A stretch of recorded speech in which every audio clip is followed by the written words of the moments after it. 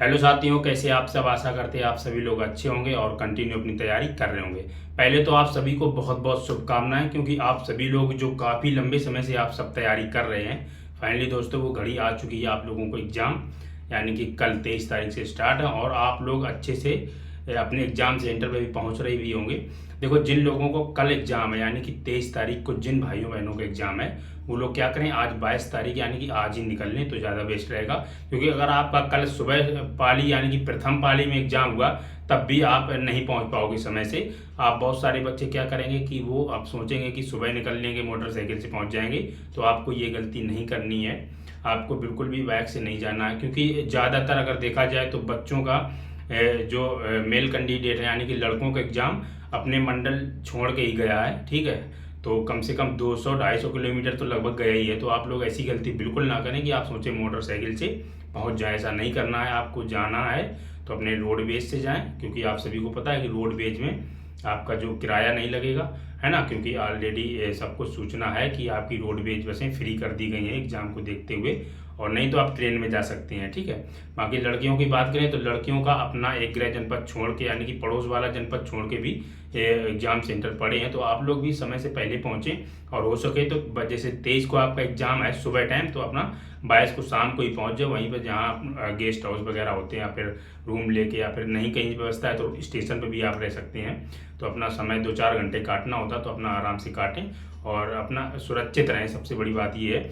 और सभी को आप बता दें, बहुत सारे बच्चों क्या करते हैं अब इस टाइम, जैसे अब आपका जैसे कल 23 तारीख को एग्जाम है जिनका, तो वो भी अब किताबें लेके जाएंगे। हर एक सब्जेक्ट की किताबें लेके जाते हैं, कोई नोट लेके जा रहा है। तो अब आपको ये नहीं करना है। सारी किताबें जितनी पोथी पत्र अभी तक आपने पढ़ी सब कुछ बंद करके रख दो, क्योंकि आप लगातार कई वर्षों से पढ़ते आ रहे हैं। अब एक दिन में पढ़ के कुछ नहीं होने वाला है। अपने माइंड को एकदम रिलैक्स रखो। ठीक है, अब क्या होगा, आपकी पढ़ाई तो होगी ना, हड़बड़ाहट के चक्कर में कन्फ्यूजन पैदा होंगे। तो ये नहीं करना है, एकदम कूल रहो। आपने इतने लंबे समय से मेहनत की है तो देखो सफलता तो आपको जरूर मिलने वाली है। ठीक है, परेशान नहीं होना। और एक बात आप सभी को बता दें कि 60,000 भर्ती है, मैरिज ज़्यादा जाएगी नहीं, सच्चाई ये है। ठीक है, और सबसे बड़ी बात ये आप ये देख रहे हो कि 48 लाख बच्चे फॉर्म पेपर देने वाले हैं। तो ये केवल एकमात्र संख्या है। ठीक है, कंपटीशन केवल और केवल 3 से 4 लाख बच्चों में ही होता है, ज़्यादा नहीं होता है। बाकी ठीक है, बहुत कम बच्चों में कंपटीशन, इतना मान लो आप। क्योंकि जो एग्ज़ाम डेट है ना, वो लगभग 20-25 दिन पहले ही सभी को पता चली। अभी तो बच्चे सोच रहे थे एग्ज़ाम डेट आएगी तब तैयारी स्टार्ट करेंगे, तो तैयारी उस लेवल की है नहीं। जैसी आपकी तैयारी ऐसी लगभग सभी की तैयारी है, बल्कि आपकी तो और बच्चों से बेहतर हैं आप। ठीक है, ये चीज़ है। और ये मत देखो कि प्रैक्टिस सेट में मेरा तो स्कोर 220 नहीं हुआ है, मेरा तो 180 पहुंचे हैं, हम तो कभी 200 नहीं पहुंचे हैं। तो ये बिल्कुल ना देखो, ये कुछ नहीं सोचना आपको है।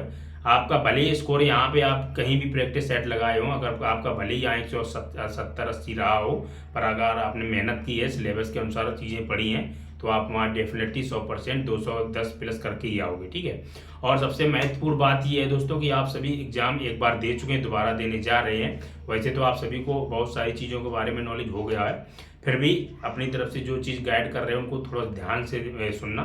क्योंकि जो आपने पिछले एग्जाम में भी किया होगा, क्यों आप क्या सोचते हो कि 150 क्वेश्चन है तो पूरे कर दो। पूरे नहीं करना आपको है, केवल और केवल 120 या 130, बहुत ज़्यादा 130 क्वेश्चन आप करके आए।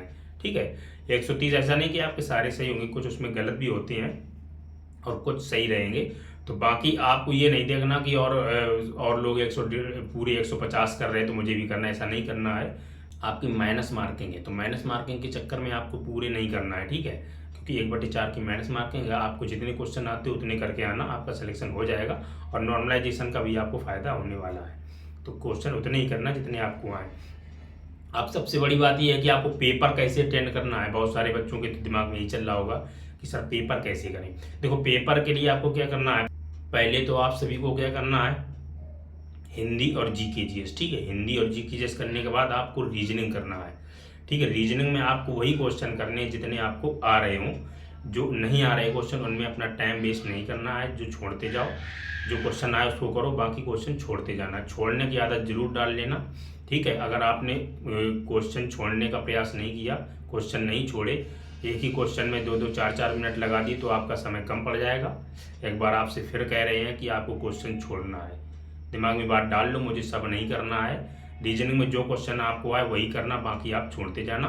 क्योंकि आपके जो मैथ भी शेष रह जाता है, तो मैथ को भी आपको समय देना है। और मैथ में भी ये नहीं करना आपको कि जो सभी क्वेश्चन करने के चक्कर में रहो, जितने आए उतने करना। अगर आपका समय बचता है शेष में, लास्ट में आपके पास समय शेष बच रहा है, तो आप उन क्वेश्चन को जो आपने छोड़ रखे थे उनको आप दोबारा देख सकते हैं, ठीक है। नहीं तो आपको कई बार क्या होता है, जो क्वेश्चन आपको आते होते वो आपके छूट जाते हैं इसी वजह से, क्योंकि आप एक क्वेश्चन में अटक के रह जाते हैं, 2-2 4-4 5-5 मिनट एक एक क्वेश्चन को दे देते हैं। कई बार आपके आते हुए क्वेश्चन छूट जाते हैं। और ऐसा भी होता है कि लास्ट में जो आपका पेपर होता है बहुत ही सरल होता है, पहले कुछ हार्ड 2-4-5 क्वेश्चन रख देते हैं, तो उसमें आप भ्रमित हो जाते हैं।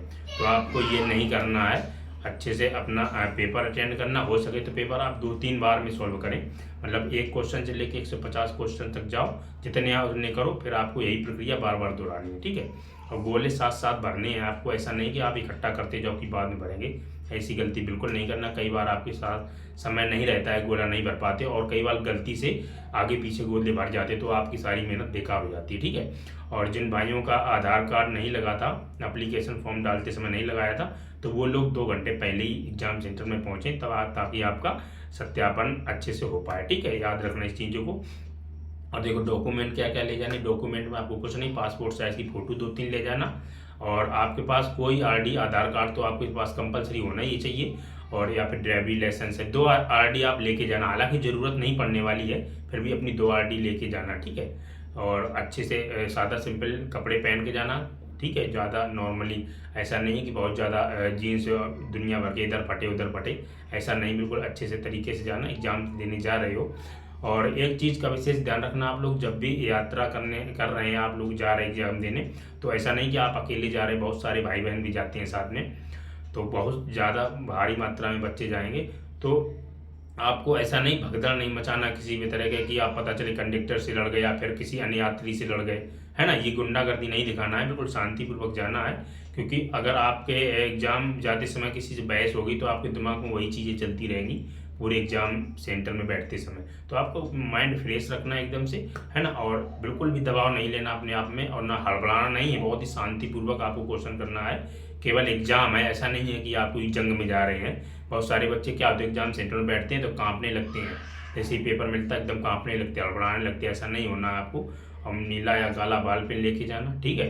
और कोई डाउट हो तो आप लोग कमेंट कर देना। बेस्ट ऑफ लक सभी को, आपने मेहनत की है तो सफलता जरूर मिलने वाली है। और बाकी आप लोगों को पता ही है कि अब ज़्यादातर बच्चे ऑनलाइन माध्यम से पढ़ रहे थे आज के टाइम, है ना। तो आप लोगों ने नोट्स बनाए हैं, और जिन लोगों का पेपर एग्जाम 25-26 या 25 को है, या फिर 24 को है, या 30-31 को है, तो वो अपना रिवीजन करते रहे। नया कुछ भी मत पढ़ें, कोई कुछ भी कहे, कितनी भी मैराथन चल जाए, आपको अब कुछ नहीं देखना, अपने शांतिपूर्वक रिवीजन करो, वही आपके सबसे बेस्ट है, ठीक है। वही बेस्ट है, और वहीं से आपका पेपर होगा भी, है ना, क्योंकि आपने ऑलरेडी 2-4 साल से पढ़ ही रहे हो ना। ठीक है दोस्तों, और कोई डाउट हो तो कमेंट करना। मिलते हैं फिर नेक्स्ट वीडियो में। जय हिंद, जय भारत।